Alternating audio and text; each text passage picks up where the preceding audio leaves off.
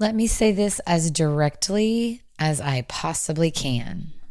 Avoidance, when it comes to the hard conversation, costs so much more than honesty. Leadership is hard, and often it is about stepping into the things we would rather avoid.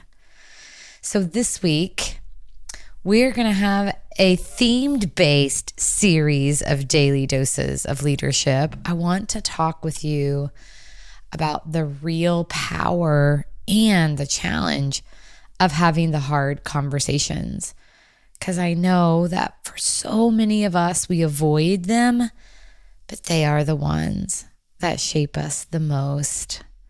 So why do we avoid hard conversations? Usually it's fear. It's fear of conflict, anticipating a response that isn't so great, fear of hurting someone we care about, fear of not knowing what to say or how to frame it, just knowing there's something going on within us. And of course, fear of how the other person will react. I think for me, that is the big one. And I have felt it over and over and over.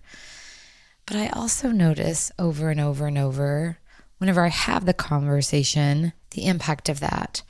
Recently with my daughter, Mason, I didn't want to set a boundary because I worried it might push her away, and I want to be her safe place to fall. But I also recognized my continuing to do the thing is not good for either of us. And then also with my partner, I hesitated to bring up a difficult topic because I was afraid of creating distance. I wanted everything to be okay. But here's the thing. The conversation we fear the most is often the conversation that brings the most growth and the most connection because it's real. And there's research that shows this as well. Did you know that 69% of managers are uncomfortable communicating with employees about tough topics?